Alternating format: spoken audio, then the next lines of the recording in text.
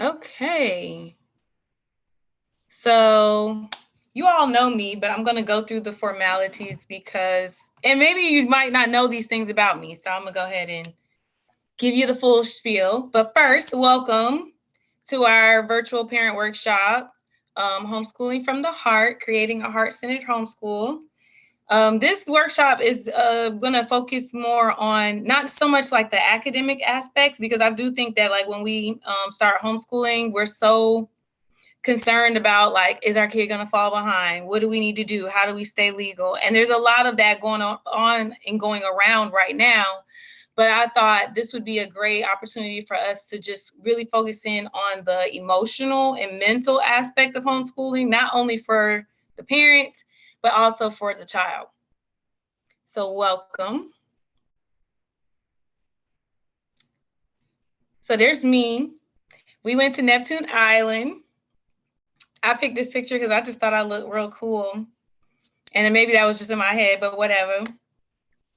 But just a little bit about me. My name is Shamay. I am a homeschooling mom of 3 amazing kids. My children are 8, 10, and 13. I have to, because my youngest will be turning 9 soon.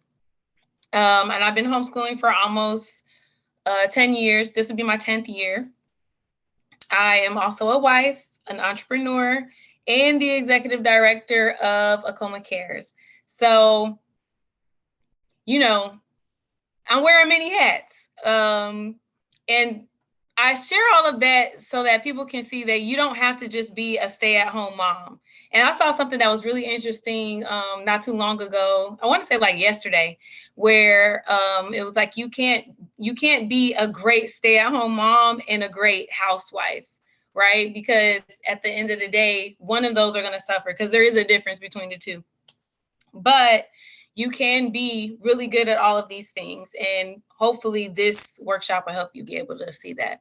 So like I said, I've been homeschooling for almost 10 years now.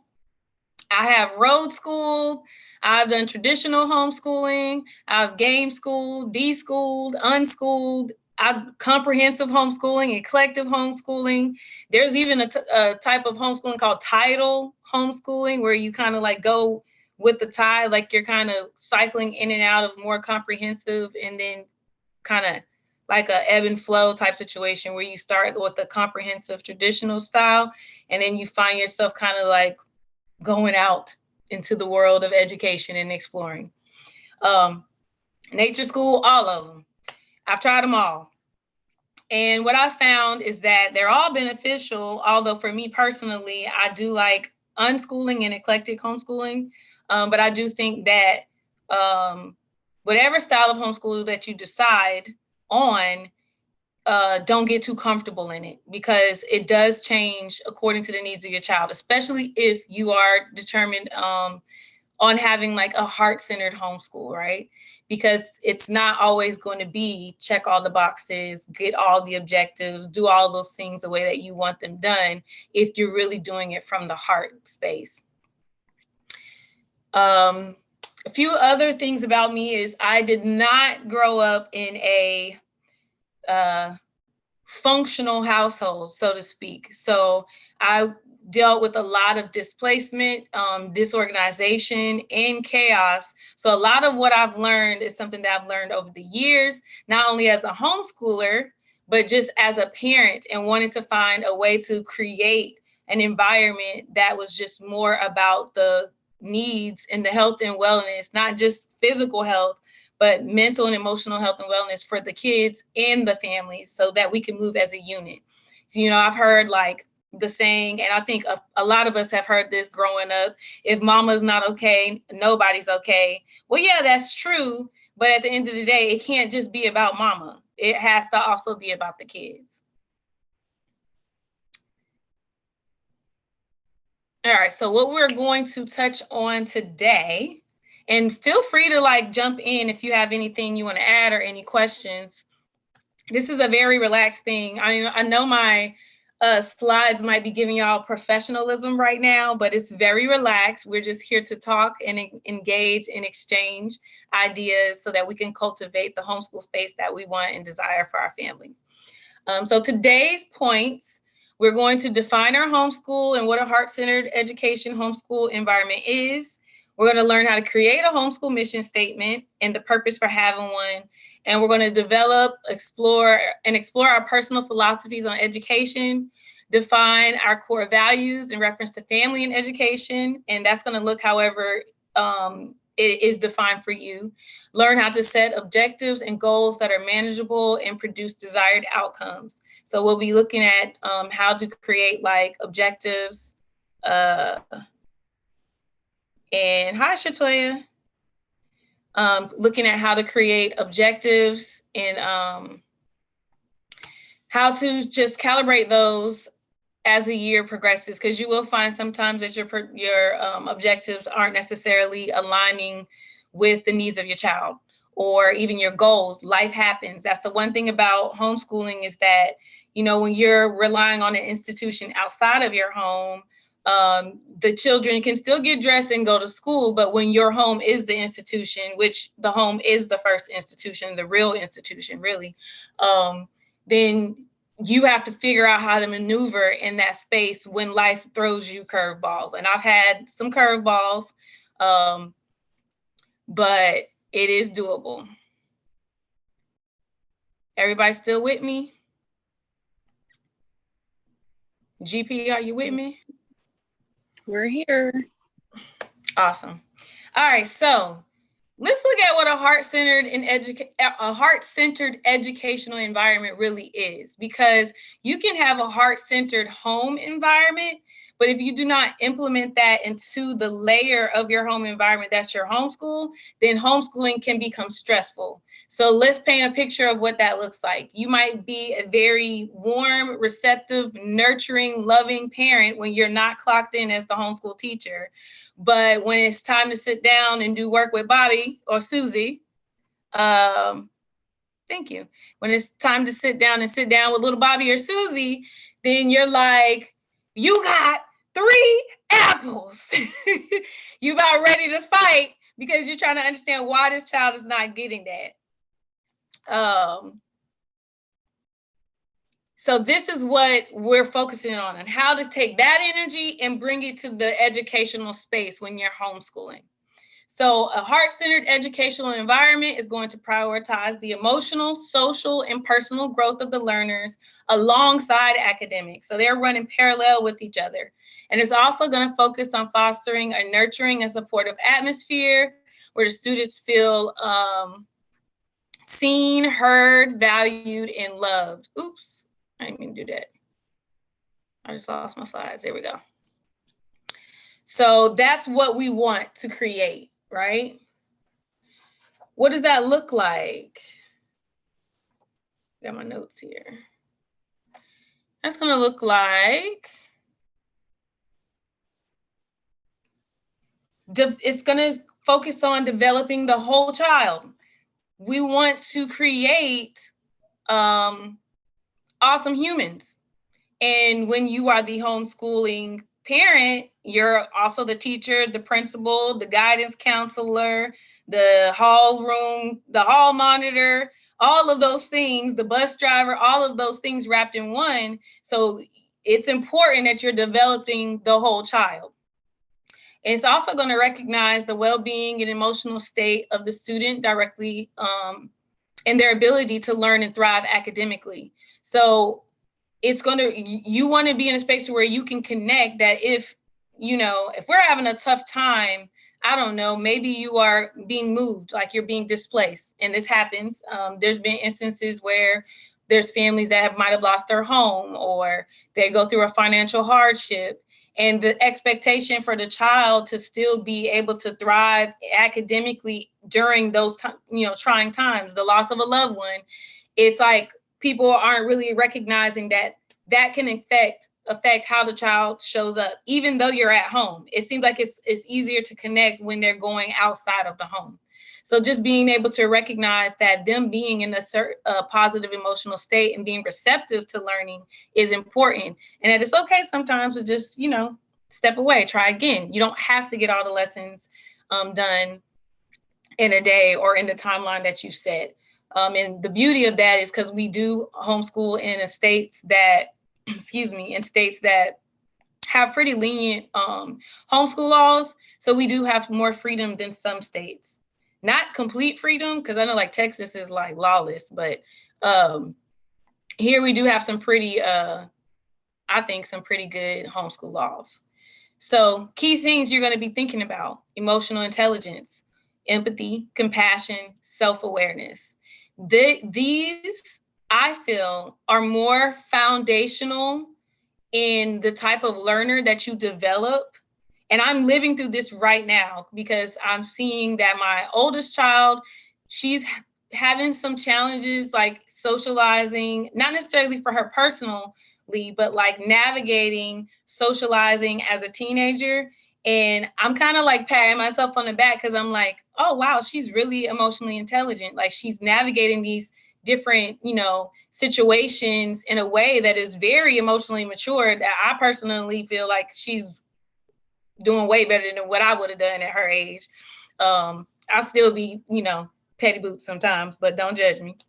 But yeah, I'm seeing that she's operating from this space, and I'm seeing how it also is allowing her to learn because she's in such a positive space emotionally, that she's able to experience empathy, that she has compassion for her peers, that she's self-aware, recognizing some of the things that might be her and how she can change those things. That to me is more important than any curriculum that you can purchase. And it's going to make your job much easier as your children grow and develop. When it comes time to communicate and keep those avenues of communication open, so that you guys can develop the best educational plan. Let me know if y'all have any questions as I'm going. All right, so 7 things. 7 is my favorite number. 7 things that you will see in a heart-centered educational environment. You're going to see emotional support. That doesn't necessarily mean emotional support from the parent. It could be, if you have a larger family, emotional support from each other. And part of that emotional IQ is teaching the children, who are the students, to also care about their parents, to care about each other, to have, of course, there is an order of things in a household. When you have the father, the mother, they make the rules, and the environment is designed. Are y'all messaging me stuff? Yes, there's supposed to be a slide showing. Who is that? It's me. I didn't see the slide, but it just popped up. Oh, okay, it must be delayed. All right. Okay, so where was I? So yeah, it's supposed to be an order of things for sure, but there needs to be an even playing field for emotional support. Some days your child might not be with it, and being able to say, all right, we're not going to touch the math assignment today because there's some other things going on. Relationship building, taking time to foster those relationships. One of the beautiful things that I've noticed having, multi-level homeschoolers, having 3 children that are homeschooling at different levels, is the relationships that they've built just by learning with each other. My oldest child, she was interested in coding, and she taught her younger brother, how to handwrite code. And I have pictures of that, just seeing them working together, things that I would have, if I'm being honest, would have never had the capacity or the time to be able to teach them. But because we have put relationship building as a part of our homeschool priority and our goals, it's happening in full effect and taking place in real time. And it's making a better homeschool because they're getting exposed to more information, more educational opportunities. Mindfulness and self-care. And this goes for you, mom, you, dad, and also for the kids. We often teach our kids to be about themselves because we don't take care of ourselves. So making sure that they understand that it's not just about them. And it's so hard to do that, right? And I remember when my kids were younger and I was like, I'm not going to be able to survive parenting if I do not figure out a way for them to, one, respect my space, my personal time, especially if you are a single parent, or if your spouse is away, whether they're like active duty or they live in another country. At one point, my husband was commuting back and forth from another country, and it felt like I was a single parent, and my parents and my children were, I had no breaks. I didn't, and especially if you don't have that support system where you don't have someone that could pick up your kids or take, or you can go and get your nails done, those types of things, those little things. If you're always on, you have to find a way to have that mindfulness and self-care, and you teach them by treating yourself that way. So one of the things that I did was, it started with just an hour, that I have an hour of time a day, and this is the time of day that you guys are not going to bother me. And I had a toddler at that time, so I would lay my napping baby down, and then they knew that within that hour of time that they had to busy themselves, and they could write in their journal. At that time, I want to say Michael might have been like 3.5. He could write worth nothing, but he was just writing little circles. He had a little journal. Everybody had a journal. As soon as my kids can hold a pencil or a pen, they're writing something.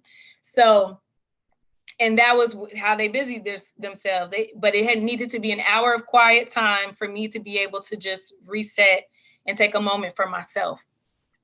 And I didn't realize what I was doing back then, but what I started to see was that those boundaries and this just that respect for each other, being mindful of each other, was cultivating. And it was just that little thing that I asked for. And then, of course, now it's developed into everyone having their needs and being able to communicate their needs. And we're all being respectful of those needs for the most part. I mean, every family got their things, right? Character development. This is something that, and maybe y'all can feel me on this, but we want our kids to not feel some of the things, if not all of the things, that we felt that were unpleasant when we were growing up. And that does not prepare our children for real world environments, whether it be academically or even on a personal level. So developing that character where they're being pushed out of their comfort zones, being able to fail forward. Failure is a part of progression. And sometimes because there's nobody there to check us, like we like, who gonna check me, boo? Ain't nobody to check us about this character development thing, that we will be padding life for our kids. And I see it more often than not in the homeschool community. And then when they're out there and they're trying to get out more and socialize and interact, because that is a part of the process. You're going to have more opportunities for socialization, and more than likely your child's going to crave that as they get older. Then that's when you start seeing the character flaws, and you're like, wait a minute, I know that, because we always have these rose-colored glasses on when it comes to our kids. So that's something to consider. Individualized learning. This is definitely for somebody that has several children. Every activity is not for every child. I run into families sometimes that they put every child in everything, but it's not really allowing them to develop their skills, their natural born talents. It's not giving them the opportunity to develop this a feeling of like autonomy, of where they can exist as themselves without their siblings in that space with them. They need to experience that. So if you notice, some of this stuff is some of these things are things that if your child is in a public school environment, that they're going to get that, but they might get too much of it, right? So like, let's say, for example, your child is, 7 years old and they're in their classroom. I think 7 is like second grade. They're in their classroom with a whole bunch of second graders. Well, scientifically speaking, that's not the best way for a child to engage and learn. They should be around children that are slightly older, slightly younger, and then they can learn to work together, and it challenges them to either grow mature wise, like in maturity, and it also challenges them to grow academically. And then it also gives them the opportunity to develop their character and stewardship of younger folks that, younger kids that are underneath them in age and might need some guidance as well. So that could be an example of having that individualized learning opportunity. Just to tie that back in, is it's not a one size fits all. And it's easy for us to fall into that when we have more than one child, because it's easy to just say, well, your brother's going to be there, so you going to take this class too. Or you know what I mean? And it gives you an opportunity to teach the child mindfulness, to where, okay, well, I know my brother is going to take this class, but I can be on the sidelines. I can be rooting for my brother or my sister. So that would be an example of individualized learning. And also, there is a way that you can do an individualized learning without like stressing yourself out, and that is unit studies. If y'all are interested in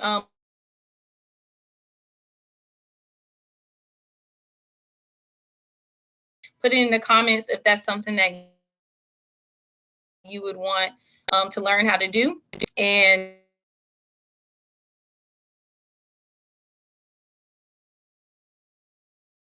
anybody know what a unit study is? Anybody need a definition of what that is?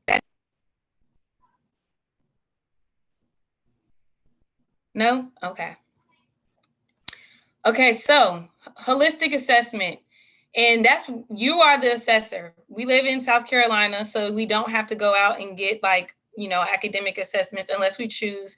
I know that North Carolina homeschoolers, if some of our North Carolina folks are tuning in, they do have you guys do regular testing. But the holistic approach of assessment would be, are you assessing where they are? Are you assessing where they are? Make sure you guys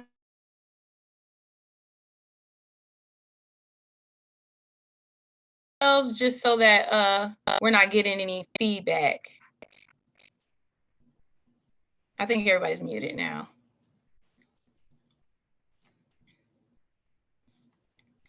So, holistic approach.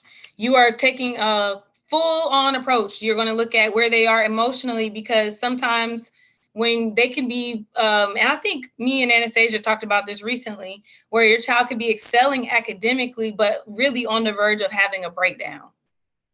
And you don't want that. So you want to make sure that they're in a good space emotionally. Integrating of arts and creativity. Oftentimes that's like the first thing to go. Even in the school system, we see that, where that's the first budget to get cut, where they're cutting the finances in the music and the arts. And sometimes we can do that in our own homeschool, where we will say, well, we want to really get, this, I don't know, this Beast Academy curriculum, and that costs a certain amount of money. So Bobby Sue is not taking art class. And sometimes you have to make those hard decisions in terms of just staying with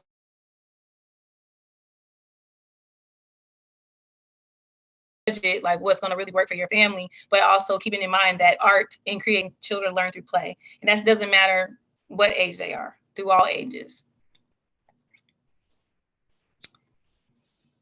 And so I'm going to move straight into the importance of having a homeschool mission statement.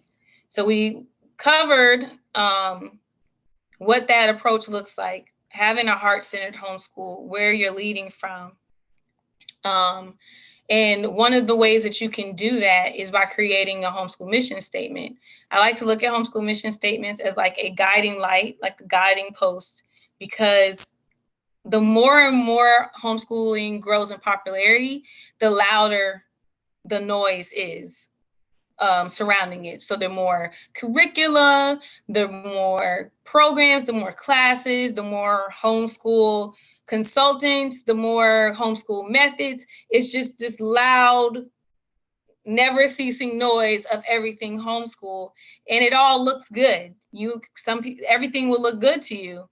And you might think you need to sign up for all the things.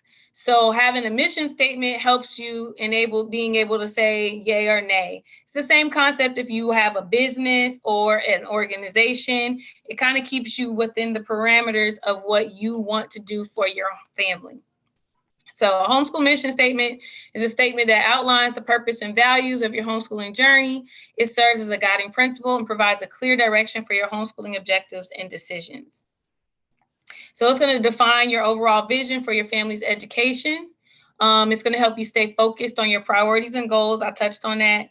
And it's going to encapsulate what you hope to achieve through homeschooling. So it should be, in a nutshell, everything that you want to achieve through homeschooling. So in this part, if you haven't already created a homeschooling mission statement, go ahead and grab a piece of paper if you can. And I want to just walk you through making a homeschool mission statement. It's not as hard as you would think.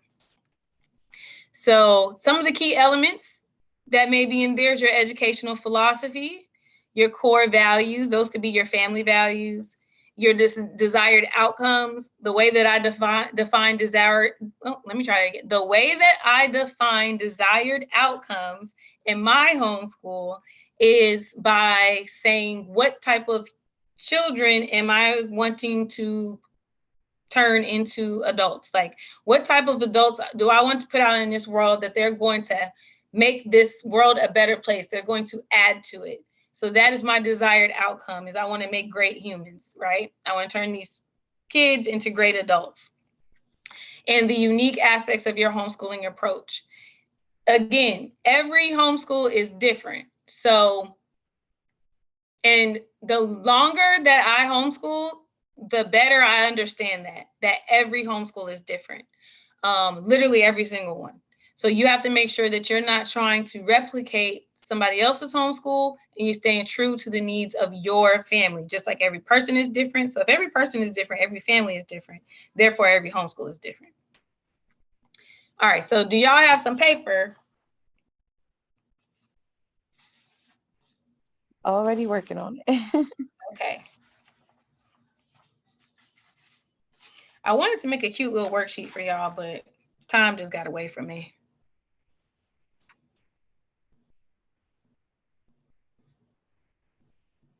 Who was that just said yes?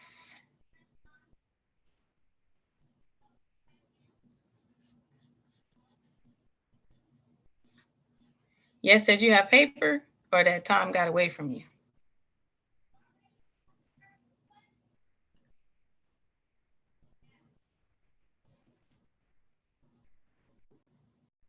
Oh, I haven't shared the statement yet.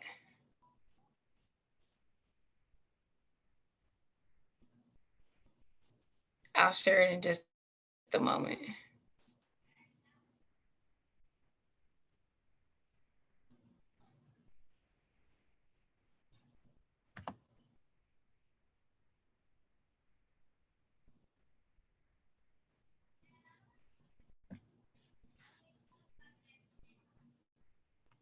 All right.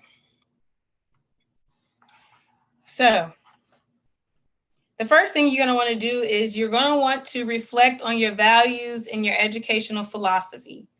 Now, you could go full textbook, and what I mean by that is go and research the different types of educational philosophies that are out there. I have some examples here, and you've probably heard some of these terms: classical, Montessori, progressive, constructivism, behaviorism, humanism, social emotional learning, multiple intelligences theory, experiential learning, inquiry-based learning. And if you are one of those people that put your children in different classes, you're in different co-ops, chances are they've probably experienced quite a few of these different philosophies.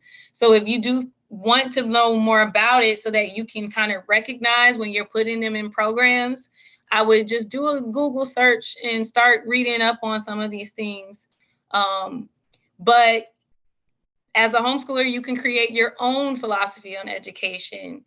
Do you feel like education should be purely play-based? Or what are the different aspects of your homeschool that you can define or turn into philosophies?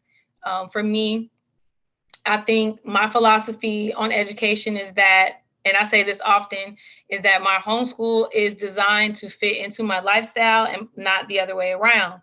So that's one of my philosophies, that no matter what we are learning, or even how we are approaching the learning, the ultimate goal is that it must fit into the lifestyle that we are living.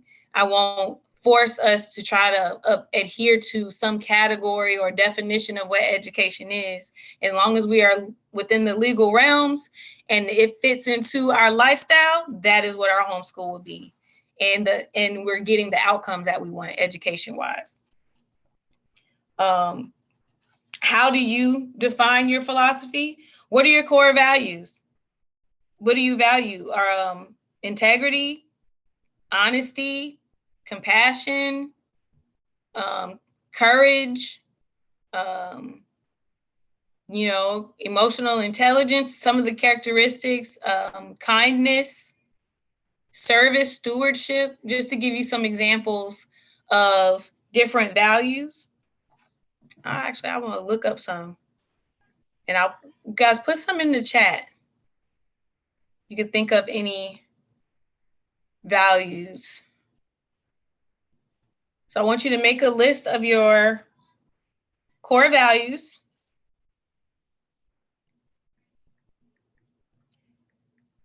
Try to name like 3 to 5. Inclusiveness, that's a good one.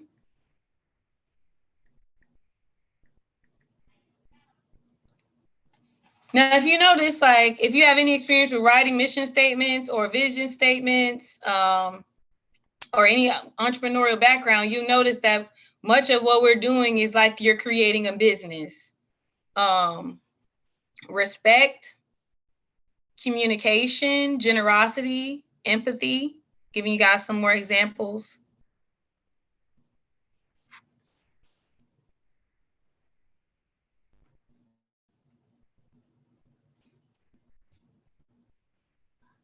Accepting of people with different views, lifestyles, and backgrounds.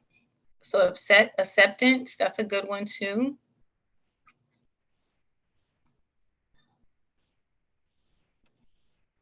Let me know when you have 3 to 5 core values.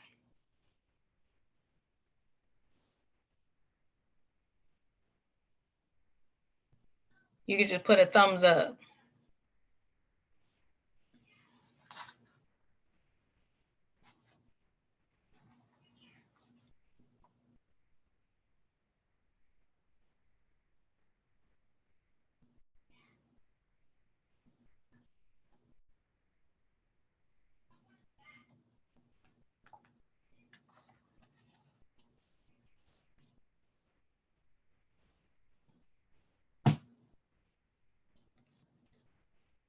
Oh, excuse me.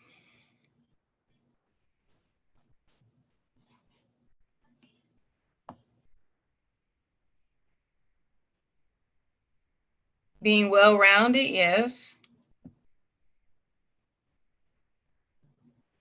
Personally fulfilled. That's a good word. Let me see. How would we?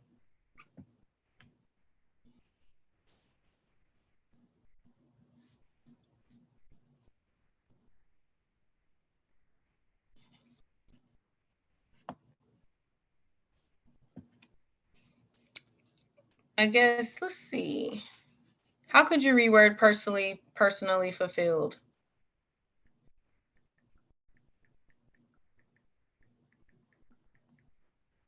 You gotta love Google. What does it mean to be personally fulfilled?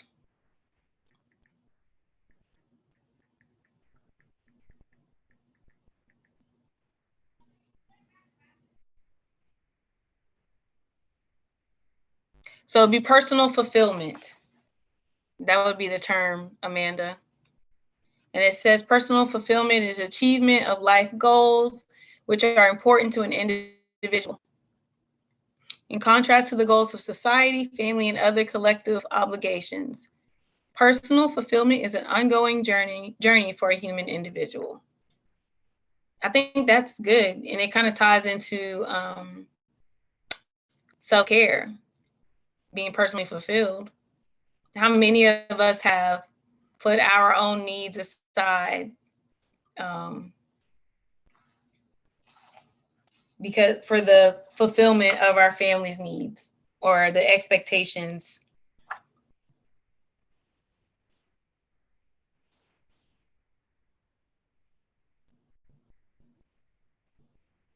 Good. All right, let me know when y'all have the three to five that you guys want to go with for your mission.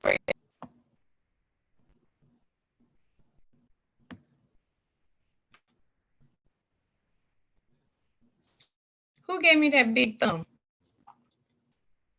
Oh, that's Mercedes.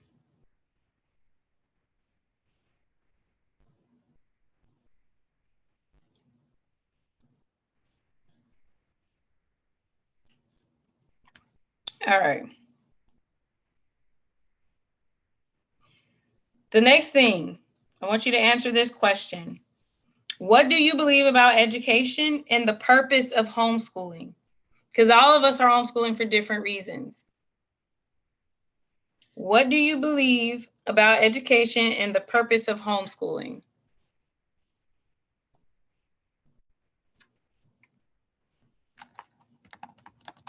I'll put it in the chat.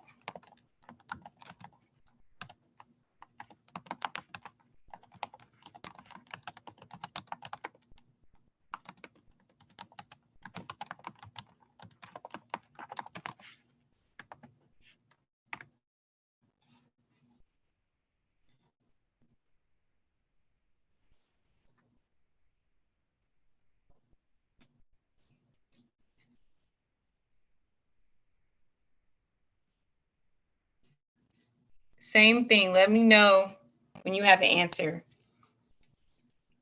And with these things, don't think too hard on it. What's the first thing that comes to mind? Write it out, and then you can go back and play around with it, make some edits. The biggest challenge is getting it on paper, right? That's the first thing. With anything, any vision that you have, the biggest challenge is getting it out from it being imagined as an idea out into the tangible world. That's the hardest part. Once you get it out on paper, you can move it around, add stuff to it, take stuff away. And you'll find that when you write your mission statement that it will change, because you will change, you'll evolve. And there might be things that you might not have thought about, or you might introduce a spouse into your family. You might, have become a blended family, and now you have to reevaluate what that mission statement looks like. Or you might become single and you have to evaluate what that mission statement looks like. You might have another child, so it's always changing.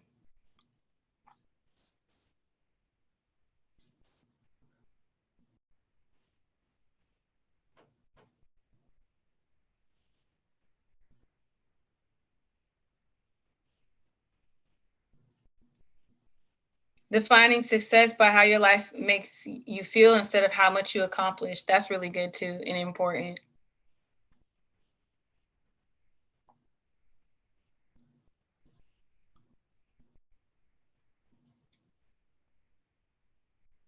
All right, how we doing?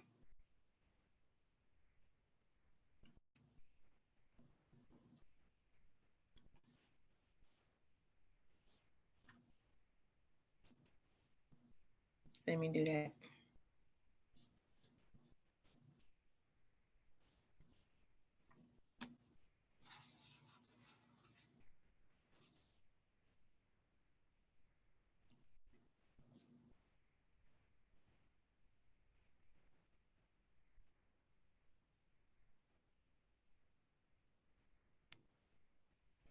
Does everybody have an answer to their question?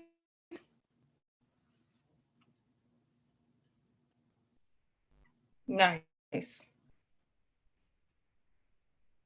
I believe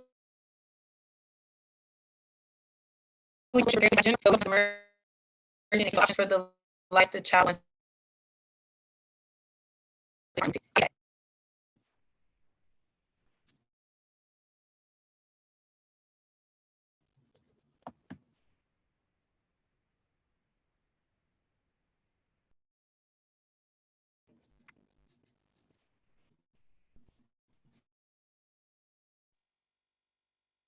Shemay, I couldn't hear you at all for whatever the last thing was that you just said. I'm gonna chat this.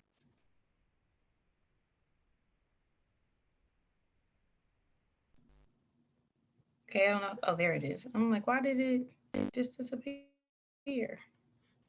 Sometimes Zoom be doing the most. Huh?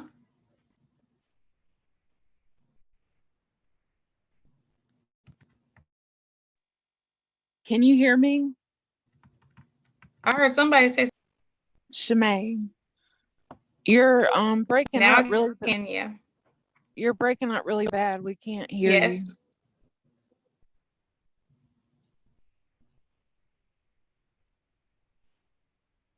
I'm breaking up. Yes.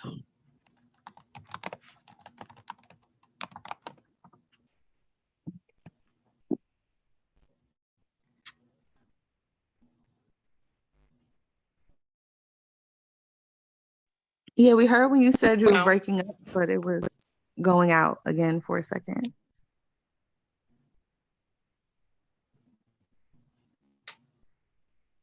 It says my connection is strong.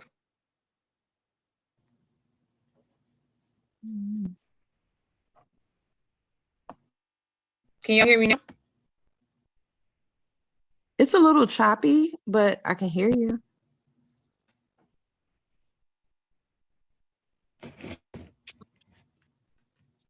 I'm sorry, y'all.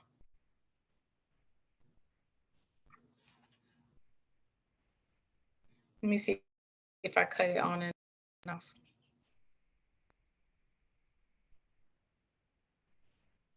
Okay, what about now?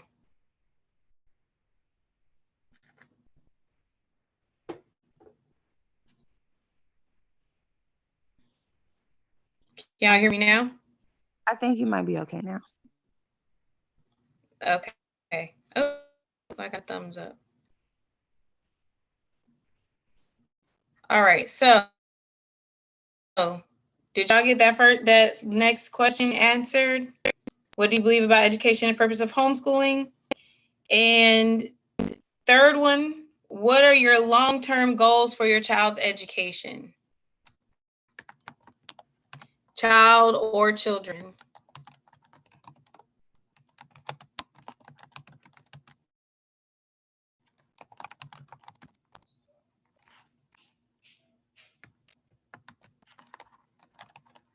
I'm typing it.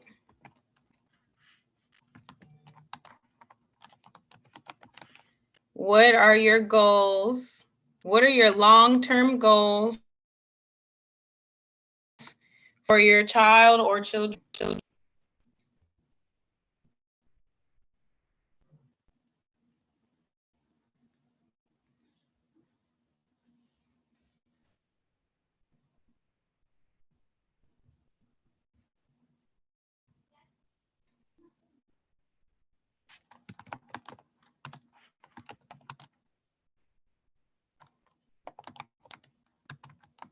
So example of that is, I know that my long-term goal is I want independent, lifelong learners.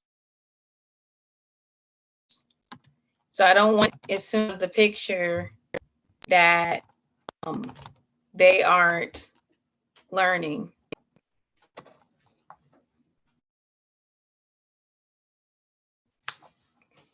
I have a child that they're not willing to learn on their own, because as long as they can learn on their own, they will be forever learning, because I won't always be here.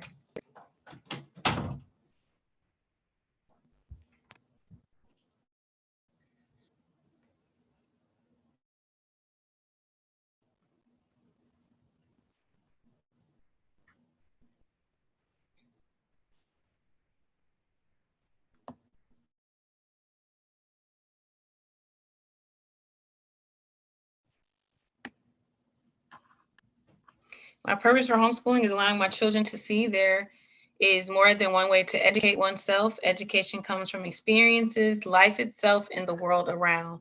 I can't wait to see these mission statements. That's all I can say.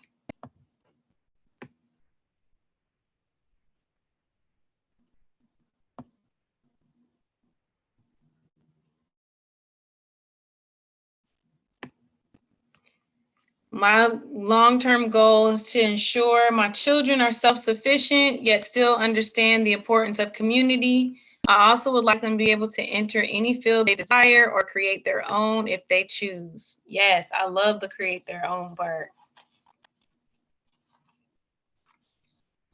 All right, a couple of more questions. What specific academic or skill-based goals do you have for your child or children?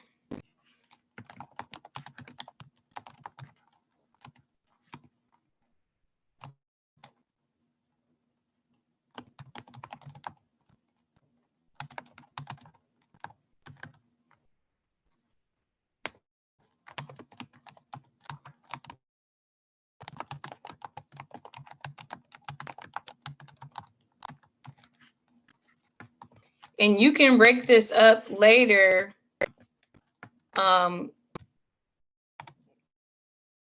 by even saying which child specifically you have those skills for, that's those base goals for.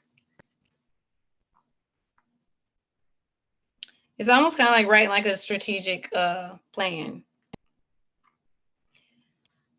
Now here comes the heart-centered aspect of it. What personal and character development goals do you want to focus on?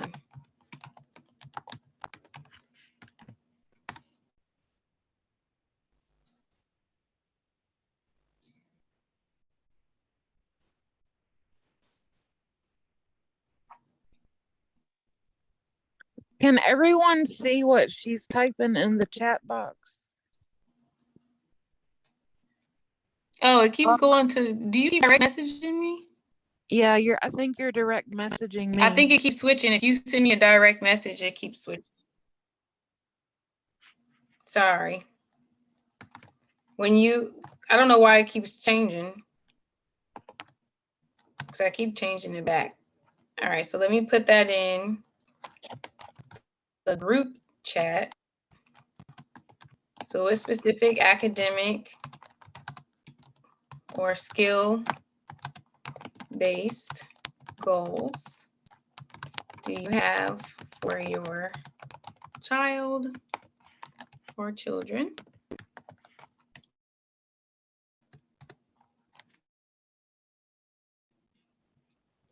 And then the other one was what personal and character development goals do you want to focus on?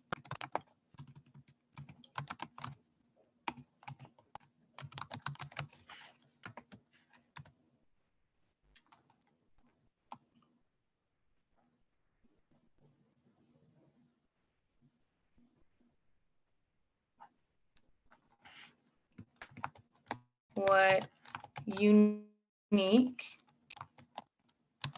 opportunities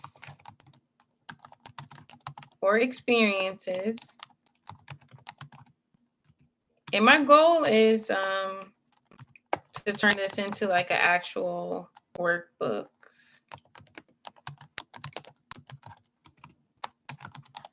That could be used in the future. So once I do that, I'll share that with y'all. What unique opportunities or experiences do you hope to provide through homeschooling?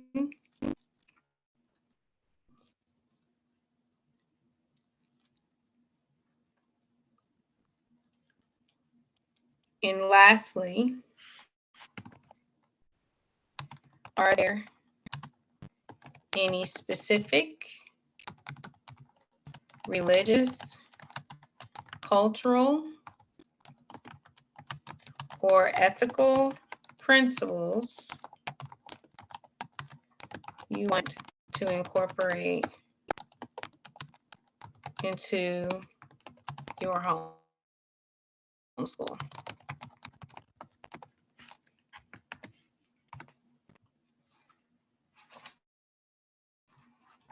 And you can share these in the comments if you want, or you could keep them to yourself as long as you're writing them down.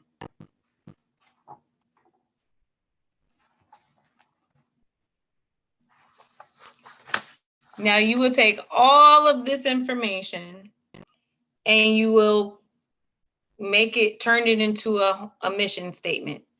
So answering all of these questions gives you all the information that you would need to create a mission statement. And I have some examples here. Our mission is to provide a nurturing and engaging learning environment that promotes curiosity, critical thinking, and a love for lifelong learning. We strive to cultivate a strong foundation of knowledge, character, and creativity in our children, empowering them to become compassionate, confident, and self-directed learners who positively impact their communities. So that would be an example of a homeschool mission statement. Don't try to take my mission statement.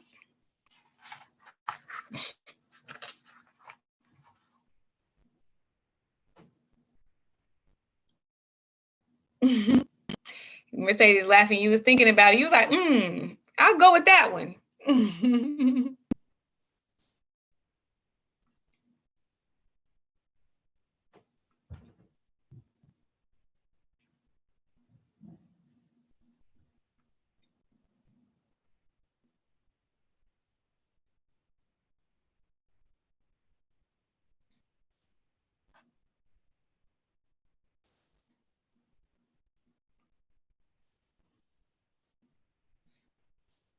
I'm gonna give y'all a few minutes to marinate. Let those marinate. Thank you, Amanda. Amanda says nice. And while you're doing that, I found my list of values. So I had some common core values here. Love and compassion, honesty and integrity. I said those. Respect and kindness, trust and loyalty. That's important, especially in this day and age. Responsibility and accountability, perseverance and resilience, equality and fairness, empathy and understanding, gratitude and appreciation, teamwork and cooperation, education and lifelong learning, health and well-being, faith and spirituality, environmental consciousness, cultural diversity and inclusivity.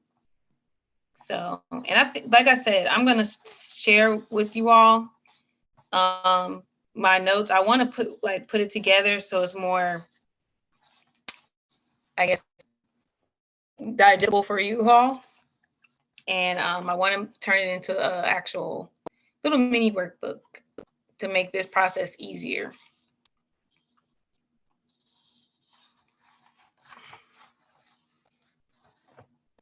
Is this helpful?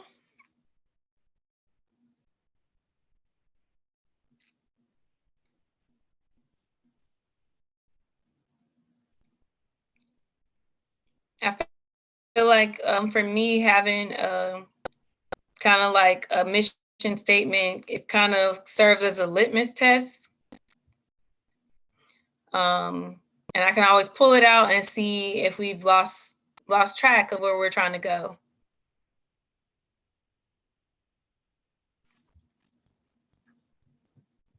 Yay. I'm glad that it's helping us. I think we lost Shatoya. If you nobody really, Mercedes says yes, definitely putting something into perspective. And see, when I first started, me down and was like, hey, maybe look at this, like before I started buying, and I bought a lot of stuff because I thought I needed it, and I ended up doing a yard sale, And when I tell you I made like $2,000 off of just the curriculum and books and manipulatives and things that I had bought, thinking that the more things I had made the better homeschool. And I feel because I didn't have that thing to navigate for me or to keep me on path, on track, that I was buying things that my kids was like looking at for 5 minutes and it wasn't even really, serving us. And something else that too that I think is a good workshop that I might do in the future is budgeting. How to budget your homeschool, especially when you have several kids and they start getting older and they all have different interests.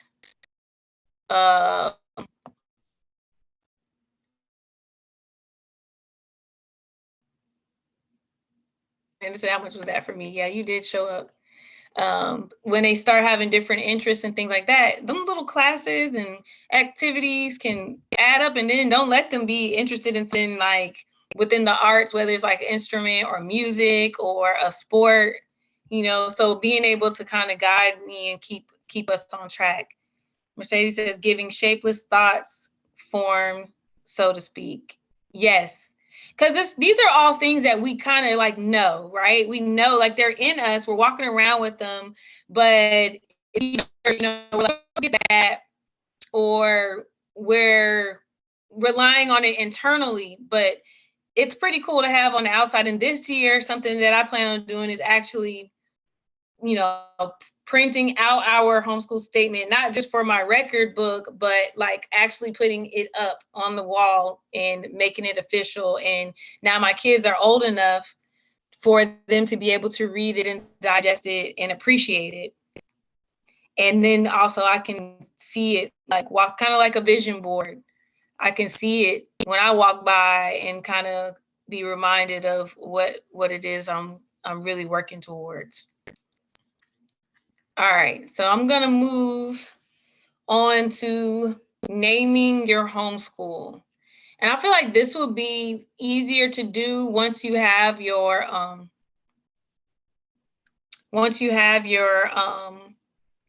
mission statement written. I'd be lying if I told y'all that I put a lot of thought into my homeschool name.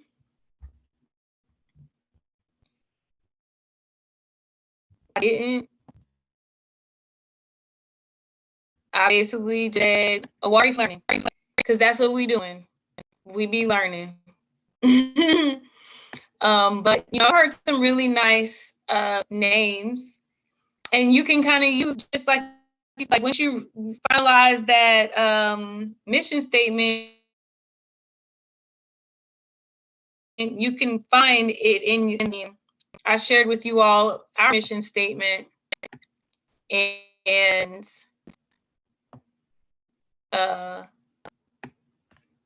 it's just Awari Family Learning.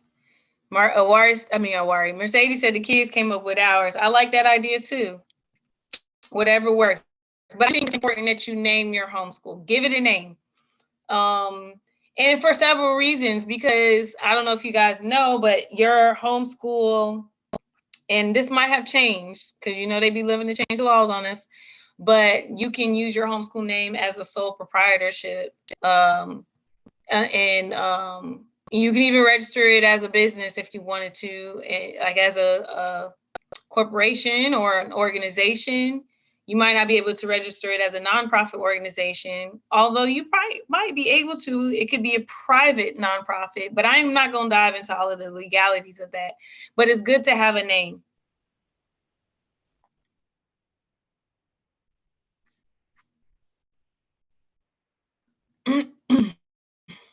Now, we're going to touch a little bit on defining objectives and goal setting.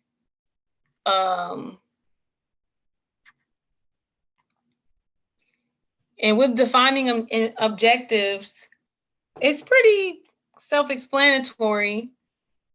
For the most part, you're defining your objectives. Floss Academy. Yeah, I love it. Oh, they came up with the name. I didn't know that. I will also suggest too, which Mercedes, I already know you have, having a separate email for your homeschool. So once you have your homeschool name, go ahead and create you like a Gmail or something, because it's just gonna get more and more crazy. And make it a point to check that regularly. So you can keep those things separate. You can keep your registrations and all those things separate. Yeah, that is a great way to get them excited about starting. All right. How do y'all feel about the questions? Do y'all have some answers? Y'all need to mull them over a little bit.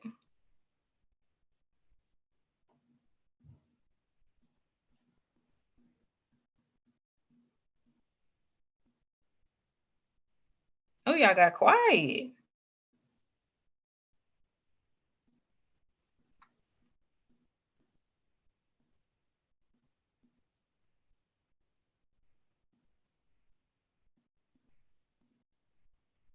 I'll take that as y'all need to mull them over a little bit.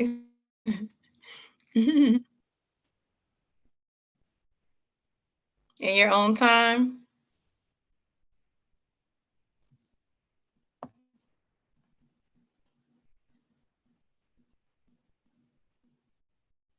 Yes, definitely dive into them deeper, but now you have these questions kind of like bring you up to speed in your mental space, kind of like help facilitate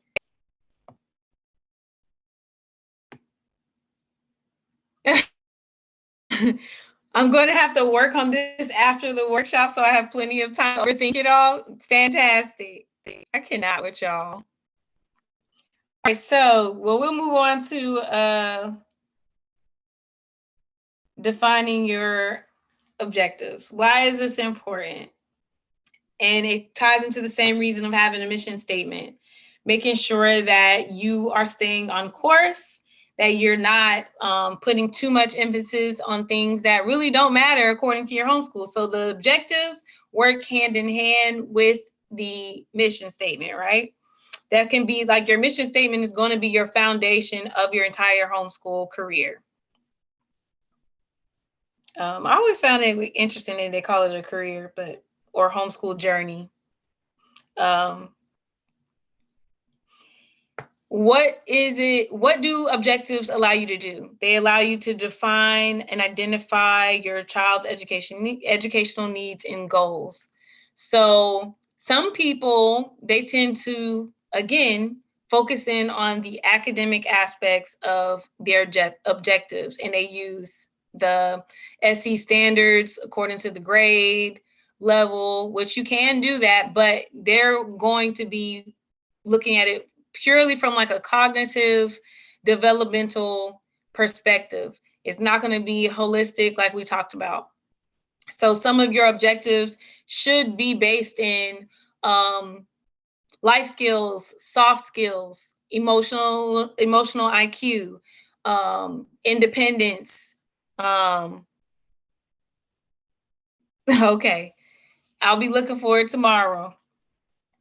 She said she's back driving. She have to turn hers in tomorrow, teacher. But this is what some of those objectives are going to look like. So I wanted to share y'all, and I'm sorry, y'all. I thought I had this on this computer, but I've made some objectives, and I shared them before. But it could be something as simple as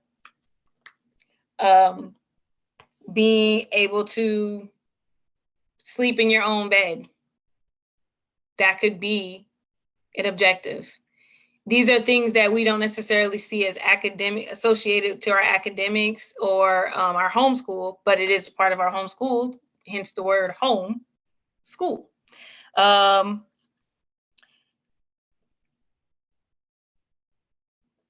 are you going to set these objectives? And this is why I kind of like don't really too much care for using the state standards, because it's not really defined by the person that, it's not really defined for the individual. That's what I want to say, that the objectives are not really defined for the individual student or the individual child. They're like broad standards, and you can use those to pull from to kind of get an idea of what your child should be able to do. Another great tool that I tend to pull every now and again is homeschool. Hold on. Let me not tell y'all the wrong name. Homeschooling year by year.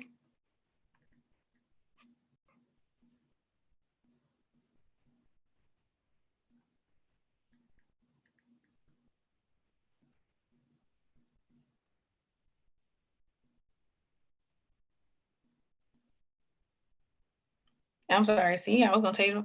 Home learning year by year, that's what it's called. I love this book. It was one of the first books that I bought. They have a new and revised version that's more up to date. It's by Rebecca Rupp. And it's really just a resource book where you can kind of get an idea of what your child is supposed to be learning.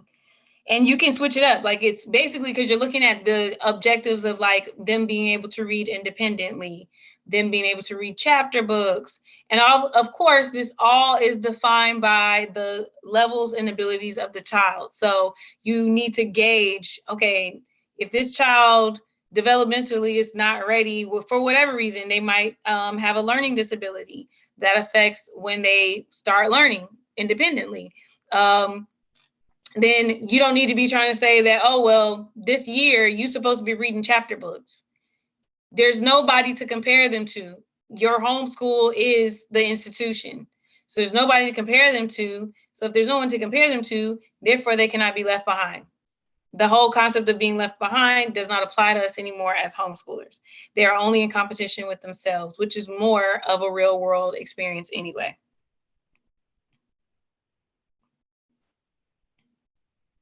So first, you want to work on defining those objectives. And we're not going to dive too far and deep into those, but these objectives should be assessing your child's strengths and weaknesses, right? And we just talked about that. Setting specific, measurable, achievable, relevant, and time-bound goals, so AKA SMART goals or SMART objectives. And the way that I do my objectives is I do them quarterly. So if I know that I would like this child to develop this skill within that quarter, then okay. And or I might do it on like a semester. And I'm air quoting because I don't necessarily follow the traditional year, like school year. But if we were to give it a time frame, it would be similar to that. Or then I have annual goals.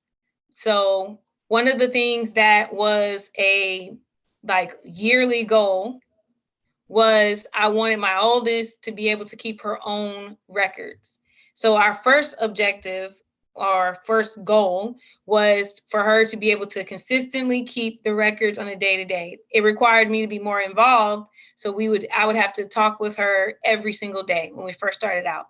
For the first quarter, we met every day to go through the process of writing her goals. I mean, not writing her goals, of keeping her own records. Then that semester goal was to get her to a place of independence to where I might meet with her a few times a week just to double check that she was actually doing it, if she had any questions, and we were continuing that conversation. Then by the end of this year, this was one of our objectives for this year, this past school year, she was able to do that on her own. And then she actually came to me and was like, I've reached my 180th day. And I didn't have to check in with her consistently. It was more like, hey, how's the record keeping going along? Where are you at? And she was able to say, oh, I've been jotting down stuff. She had already like developed her own system to where and I leave room for that, as long as she was able to develop her own system that was able to give her the tools to implement into the system I needed to keep our records, then however you figure that out. So she had things jotted down. She had a little binder, her own little method. But as long as that information reaches there, we good. And so that's what we evolved to. So that would be an example of like an objective, right? Now, when we're looking at goals, it's more in tune with specific academics. So like being able to write your own paper or a 5-paragraph essay. And so you might, how would that goal look like? SMART goal. Well, it'll be specific, being able to write your own 5-paragraph essay by such and such date. It'd be measurable. So the way that we can measure that is the 5-paragraph. It needs to be 5 paragraphs, not just any old essay, but a 5-paragraph, right? For it to be achievable. So is that even really a thing? Because if they can't read, or they cannot necessarily write or type even, or do text to talk, any of those things, or talk to text, then how are they going to write this paper, right? Are they able to pull information? Are they able to research? Are they able to process information? Then that's not a good goal for them. It's not achievable. Relevant. Is this relevant to something? Like, why would you need to do this? Well, if they plan on going to college, if they're interested in writing, one of the key things that they need to learn is how to write a 5-paragraph essay. If they want to get credit, high school credit, that's something that they will need to learn. And time bound. I want them to learn this by the end of the year. I want them to learn this in 3 months. I want to, however much time, and putting a date on it. So I want them to learn this by October 30th, 2023, whatever, right? Then you can take that date and count back. So I know that each week we're going to have to cover something. So week 1, we're going to have to work on sentence structure. Week 2, we're going to work on writing paragraphs. And you might be working on grammar ongoing in between. Week 3, we're going to work on introductory sentences. Week 4, we're going to practice the different transitions, or what is it called?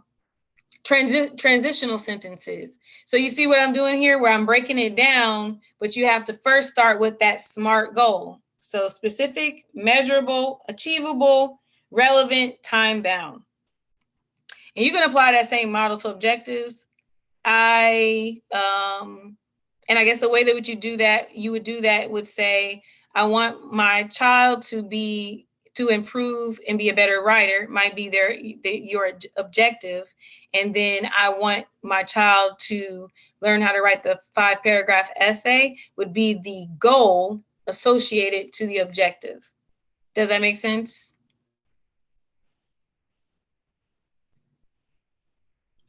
Y'all still with me?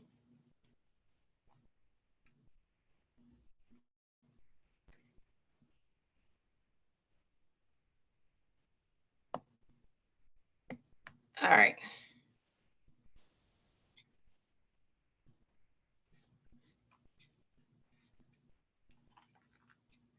So before we tie this up, goal setting and objective writing is the thing that be like the end of it all. People be like, oh no, I'm not doing that.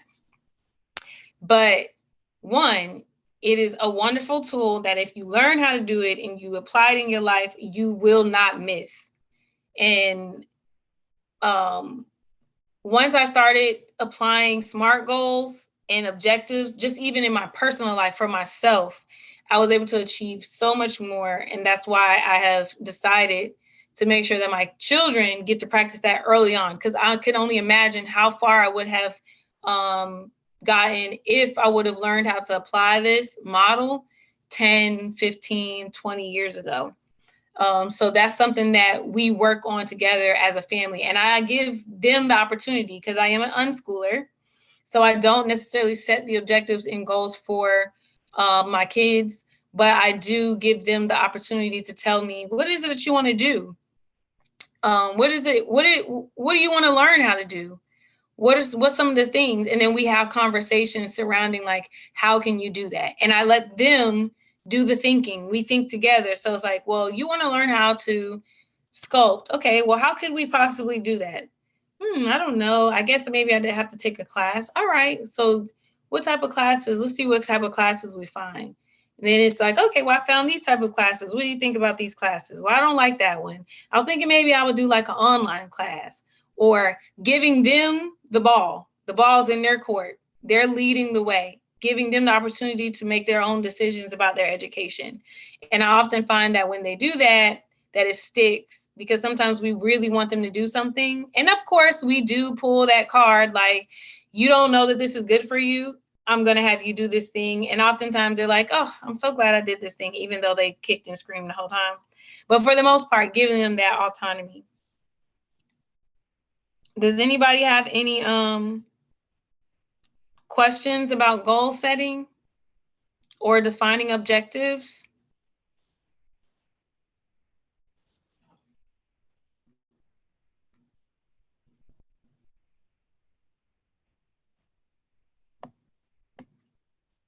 I don't like the way this makes the chats come in.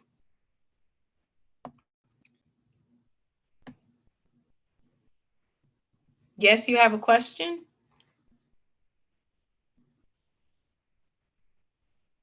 That was from a long time ago. Oh. In reply to something else. Oh, okay. Anybody have any questions now? Do y'all want to test run writing a goal before we go? Or do y'all feel good about it? If we have time, sure. I think we can do it quickly. We started a few minutes late. All right, so what's something? Do you want to do something for yourself, something for your child? What do you want to do? Or both, whatever you guys choose.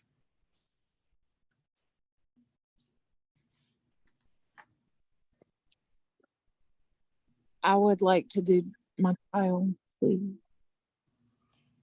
All right, so what is something that let's start with an objective. What is something that you want to accomplish, or you want your child to accomplish on a broader scale this school year? And you don't have to share it with me or with everyone else, or if you want to, you can send it to me privately.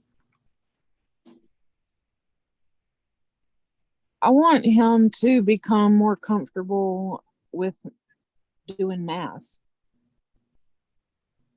Is that okay? Specific enough? Is that specific enough or too specific? For as an objective, almost there. So you would put a end result. So I would like him to become more comfortable.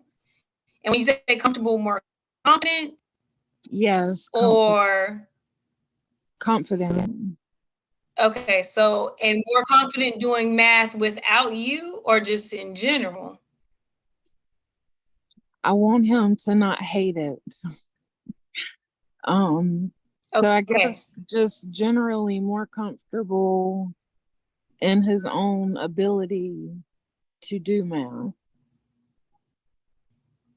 So your objective would be him being able to, or being more comfortable and confident with doing math. And is there a specific math or just math in general? Math in general right now, because he basically is adverse to all forms of math. So whatever it takes to get him out of that mindset. Okay, so you want him to become more confident in his mathematical abilities while developing a love for math, or an interest in math? Tolerance. I'll be happy Okay, with a tolerance. tolerance. Okay, so word that and then put a date on it. By what date do you want this to take place? By next year this time? So a year from today?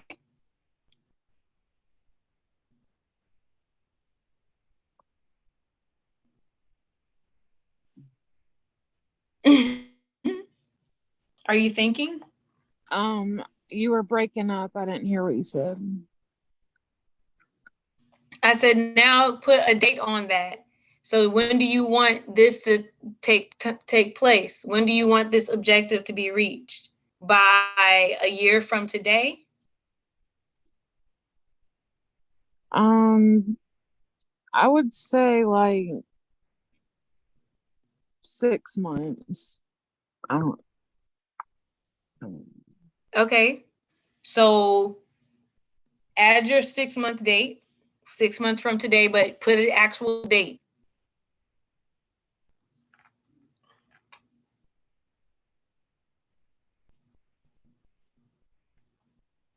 And that would be when?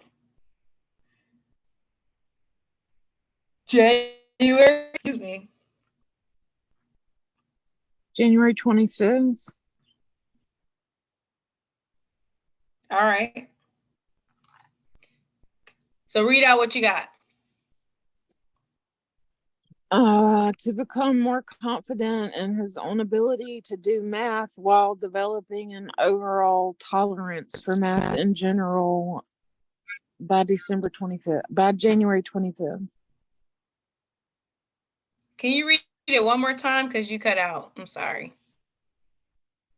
To become more confident in his own ability to do math while developing an overall tolerance for math in general by December 25th. But really, I think I might change tolerance to open-mindedness. Just but it has all the sauce that okay. it needs. Now, that's your objective. Let's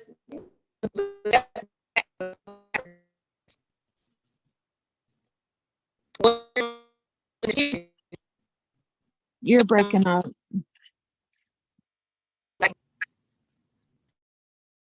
Things that you can do to maybe exposure in a like real world exposure.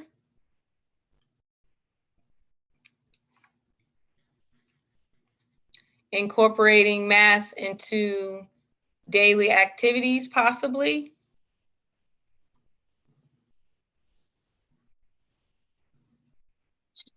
You were breaking up and I didn't hear what you said after you said it has all the sauce. Can you hear me now? I think so.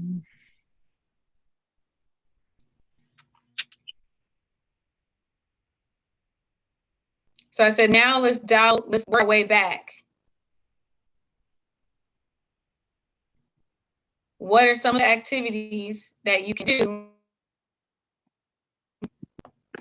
or some of the goals that you can set that can lead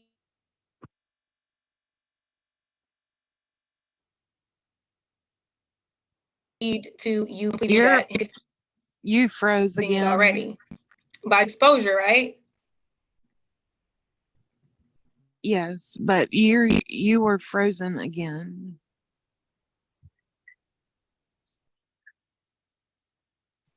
Can you hear me?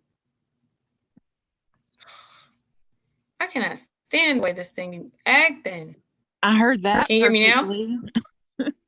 I heard that perfectly, but not the thing before then. I said, so now let's think about the ways that you can put into place goals that can lead to that objective. So you have 6 months time, right? What can you be doing in that 6 months to lead up to him reaching that objective. Okay. And I feel like you're doing those things already as is. Some of them, for example, just exposure in real world exposure to mathematics. Yeah, I think that will be helpful to see why it matters. So then now turn that into a goal. And that needs to be specific, measurable, achievable, relevant, and with a time.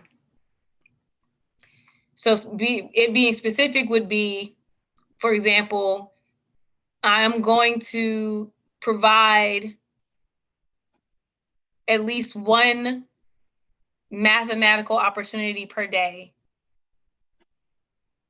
Now, don't take that as the goal if you can't, if you don't think that that's achievable, because part of it being achievable is, can I commit myself to doing that thing? Okay. Do you get what I'm saying? Yes.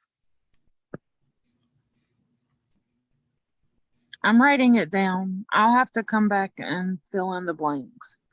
Yeah, for sure. Because you picked like a very like that is an objective that's going to require you to do some research to see like what are the best ways to introduce math to a child that doesn't enjoy math.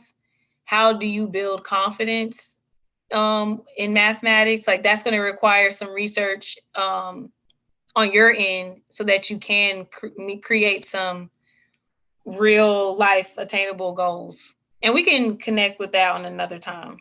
Yeah. Okay. But do you see how it works now? Yes. Okay.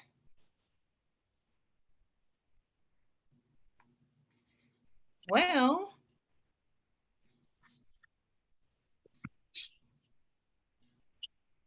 oh, where's my last slide? All right, well, that's the last slide, y'all. Let me stop sharing my screen.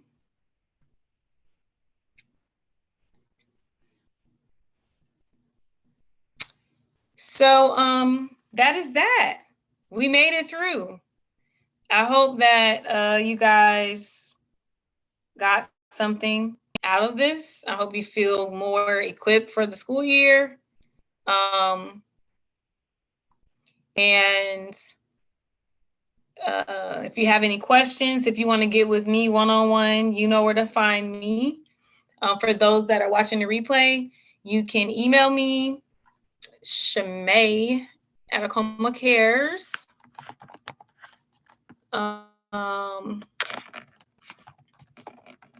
And we can work on setting up a time for us to chat.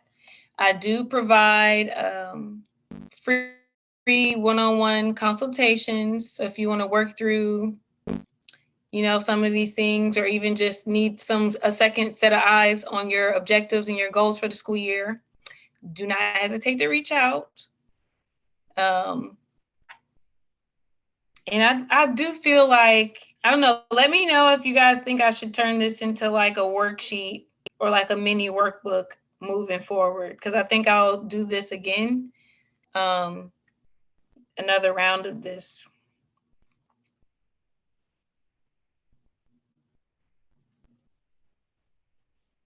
Yes, with fill in the blanks. All right, I got you. And I want y'all to take your time. Like, you don't have to have all the answers like we talked about already. You do not have to have all the answers right now. This is going to take some time. You're going to have to mull it over. You're going to have to figure out what really you want to do. And definitely check out that book, Home Learning Year by Year. That's a book that I always keep a copy of. For those that have younger children, a book that I do find very helpful in understanding. And it was very freeing for me in terms of like breaking away from the homeschools or the school system, the way that they have it designed. The 3 R's by Ruth Beechick. The 3 R's. Oops. Ruth chick. I think that's how she spells it. It's a little skinny book, super basic. It's great for those that are in that kindergarten or preschool to like 3rd grade.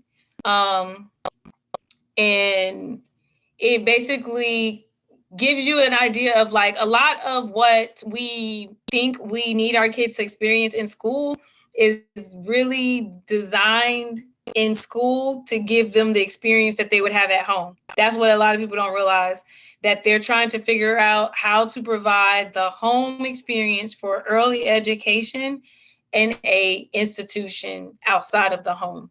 And so when you look at daycare centers, preschool centers, and kindergartens, pre-K, the way that they're designed is to give the kids that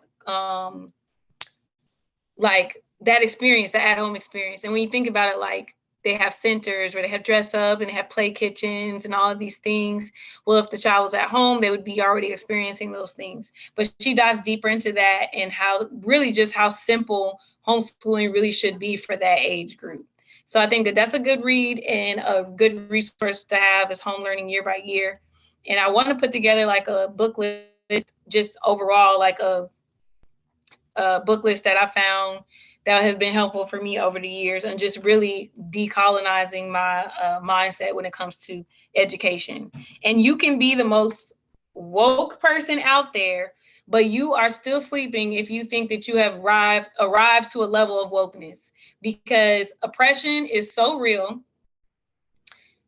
Systemic racism is so real, and it's generational at this point, to where there's things about us that we do, little nuances, day-to-day things that we do that we don't realize they are like bathed, submerged even in oppressive ideologies and mindsets.